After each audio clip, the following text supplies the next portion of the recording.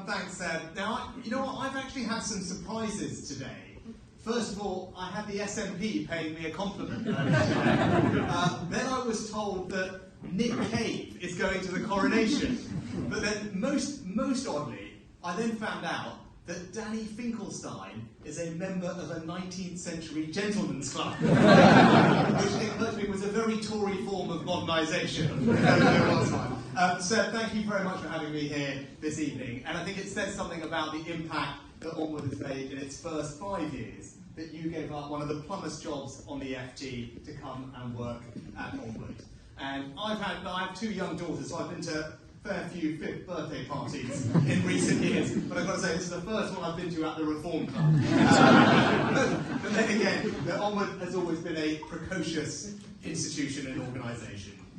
Ever since Danny, Neil and Martin set it up, it has played a vital role in helping us do that most difficult thing, which is to renew in office. And I know that the Future of Conservatism project in particular will help us carry on doing exactly that. Although I must say, looking around this room tonight, I don't think I've ever seen so many prospective Tory parliamentary candidates in one place since my own selection. So, I feel good about that. But when I look at the big shifts in British politics in recent years, Onward has been at the heart of them. Its work on levelling up, in particular in science and technology, has been so good that, as you heard, when I got to number 10, I absolutely needed to hire its director, Will Tanner, and isn't he absolutely brilliant?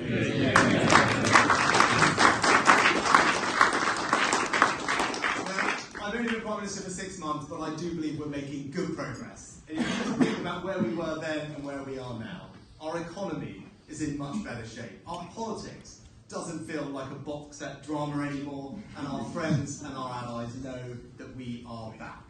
We're also helping people, just like we did during COVID with furlough.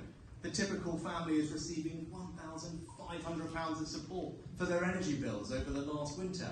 Something made possible because we took the difficult but fair decision to tax the extraordinary profits made by the energy companies. And it does feel like we're finally beginning to turn the corner on the cost of living.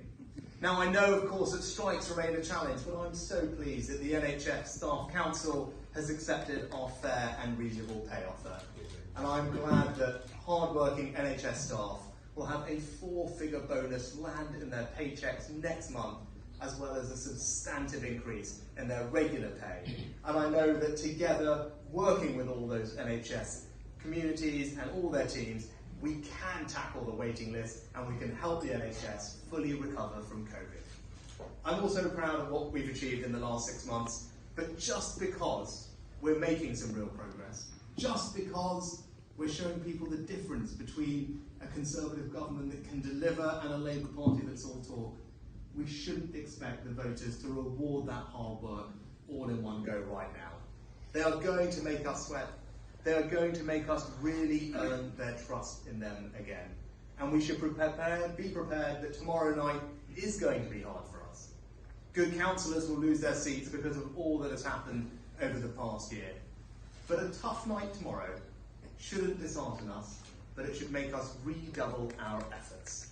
We are still the party with the energy, and thanks in no small part to all of you, the party with the ideas. Now, Margaret Thatcher used to say, if they attack you personally, it means they haven't got a single political argument left. And listening to Sir Keir at PMQs these past few weeks, it's crystal clear that he is well and truly out of political arguments, let alone ideas.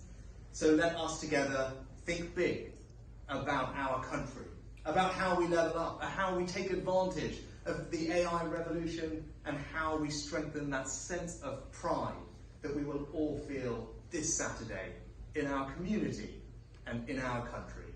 So thank you, Seb, thank you Onward for your hard work, and here's to a fabulous next 5 years.